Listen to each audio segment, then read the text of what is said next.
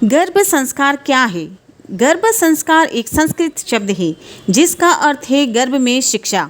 परंपरागत रूप से यह माना जाता है कि आपके गर्भ धारण करने के साथ ही बच्चे का मानसिक और व्यवहारिक विकास शुरू हो जाता है।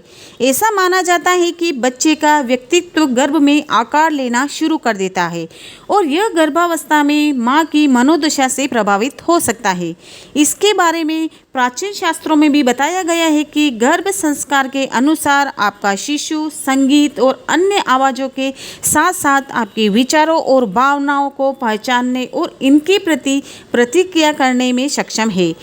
इसलिए परिवार के बुजुर्ग जोर देते हैं कि गर्भावस्था के दौरान सकारात्मक और तनाव मुक्त रहना ज़रूरी है। तो आज हम इसी टॉपिक पर बात करने वाले हैं कि कैसे एक महिला प्रेगनेंसी के दौरान अपने बच्चे को अच्छे से अच्छे संस्कार दे पाए। तो वीडियो बहुत ही हेल्पफुल होने वाली है, तो वीडियो को आप बिना स्किप किए पूरा देखना, बिल्कुल भी स्किप मत करना। उससे पहले अगर आप पहली बार हमारे चैनल पर विजिट कर रहे हैं तो चैनल को कर लेना सब्सक्राइब और साथ में बेल आइकन को भी प्रेस कर लें। तो चलिए बढ़ते हैं वीडियो की तरफ। सबसे पहले जानेंगे कि गर्भ संस्कार क्या है।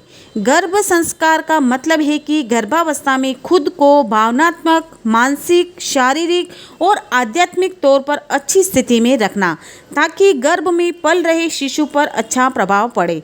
गर्भ संस्कार के अनुसार आपका शिशु संगीत और अन्य आवाज़ों के साथ साथ आपके विचारों और भावनाओं को पहचानने और इनके प्रति प्रतिक्रिया करने में सक्षम होता है। तो इसलिए प्रेगनेंसी के टाइम आपको अच्छे से माहौल में रहना है, खुशनुमा माहौल में रहना, ताकि उसका अच्छा सा असर आपके बच्चे पर पड़े। अब बात आती है कि गर्भ संस्कार की परंपराओं में किन चीज़ों का अभ्यास शामिल है। मतलब कि प्रेगनेंसी का जो टाइम होता है उस समय ऐसी हम क्या चीज़ें करें, कौन सी चीज़ों का अभ्यास करें जो हमारे बच्चे के लिए काफ़ी लाभप्रद हो। जैसे कि गर्भ संस्कार की परंपराओं में गर्भावस्था में माँ जितना खुश और सकारात्मक रहे उतना शिशु के लिए अच्छा है। इसमें मदद करने के लिए गर्भ संस्कार में बहुत से अभ्यास और तरीके हैं, जैसे कि संगीत सुनना, सकारात्मक सोच रखना, तनाव मुक्त रहना, सेहतमंद भोजन खाना, योग करना, ध्यान करना और प्रार्थना करना, रचनात्मक कार्य करना, अपने अजन्मे शिशु के साथ बातचीत करना। ये सभी गर्भ अभ्यास गर्भ में बच्चे के विकास के लिए अनुकूल वातावरण बनाने में मदद करते हैं।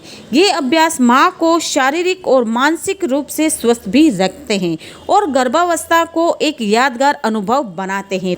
इसलिए प्रेगनेंसी का जो टाइम होता है उस समय आप ये अभ्यास कर कर अपने बच्चे को गर्भ में ही अच्छे संस्कार दे सकती हैं।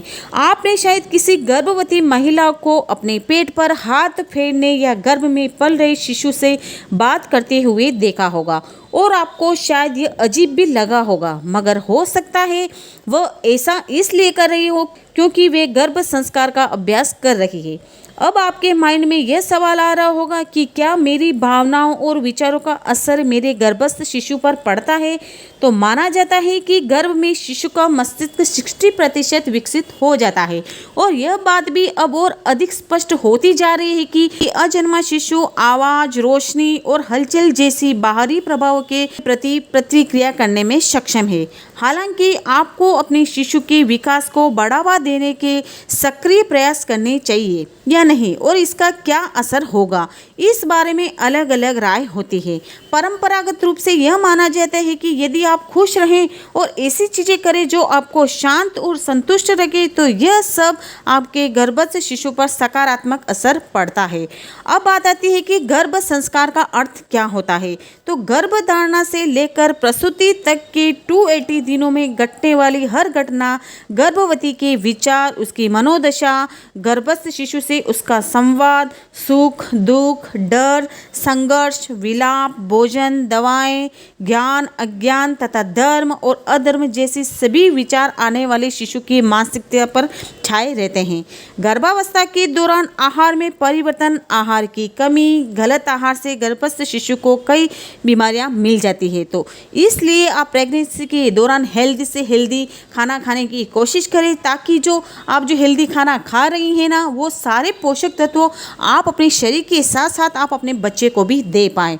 शिशु के भावी जीवन में स्वास्थ्य संबंधी कई तकलीफें हो सकती है। अगर आप अनहेल्दी चीज़ें खाएंगी तो बहुत सारी तकलीफें हो सकती हैं। और अगर आप बाहर के खाने की बहुत ही शौकीन है तो प्रेगनेंसी के दौरान वो आदत आप छोड़ दें, वो आपकी सेहत के लिए और आपके बच्चे की सेहत के लिए काफ़ी नुकसानदायक हो सकती है। तो फिर ऐसे में हम क्या करें? तो आपके माइंड में यह सवाल आ रहा होगा तो मैं आपको बता दूं कि गर्भस्थ शिशु का मस्तिष्क अपनी माता के मस्तिष्क से जुड़ा होता है, इसलिए उसके साथ स्वस्थ विचारों के साथ संवाद स्थापित करें। मतलब कि गर्भकाल में हमेशा अच्छे विचार अपने मन में ध्यान करें।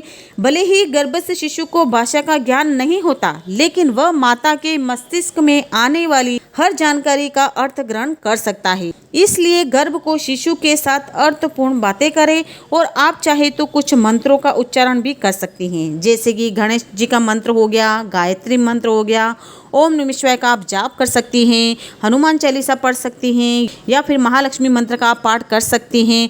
और जो भी आपको मंत्र वगैरह आए या फिर आपको कोई भी जो ग्रंथ होते हैं वो भी आप पढ़ सकती हैं। इससे आपको काफ़ी फ़ायदा मिलेगा और जो उसकी जो अच्छे संस्कार है, पॉजिटिविटी है, वो सारी आपके बच्चे को मिलेगी। अगर आप कोई भी काम कर रही हैं या कोई भी आप आराम कर रही हैं या फिर आप सोई हैं, बैठी हैं, तो उस समय भी आप इन मंत्रों का या फिर किसी भी धार्मिक पुस्तक को आप पढ़ सकते हैं। उस समय भी इन मंत्रों का आप जाप कर सकते हैं। इससे आपको काफ़ी शांति मिलेगी और खुशी भी मिलेगी और माइंड में कोई भी फालतू बातें नहीं आएगी। इसलिए आप जब भी फ्री बैठे हैं ना, तो उस समय आप इन मंत्रों का जाप करेंगे ना, तो मतलब नेगेटिविटी कुछ भी आपके माइंड में नहीं आएगी। आप हमेशा सकारात्मक सोच रखेंगी और आप हमेशा खुश रहेंगी। और हमेशा खुद को खुश रखें और यह जिम्मेदारी किसी को न दे, खुद को खुश हम स्वयं ही रख सकते हैं। तो इसलिए खुद को खुश रखने की कोशिश करें। आप अपने आसपास ऐसा खुशनुमा माहौल बनाएं जिसका असर आपके बच्चे पर पड़े और हमेशा खुश रहे और हेल्दी से हेल्दी खाना खाएं। आई होप कि आपको आज की वीडियो पसंद आई होगी। अगर आपको आज की वीडियो थोड़ी सी भी हेल्पफुल लगी हो तो वीडियो को एक लाइक और एक प्यारा सा कमेंट करके ज़रूर जाना। और चैनल पर पहली बार विजिट कर रहे हैं तो चैनल को कर लेना सब्सक्राइब और साथ में बेल आइकन को भी प्रेस कर लेना। तो चलिए मिलती हूँ नेक्स्ट वीडियो में, तब तक के लिए bye bye and take care.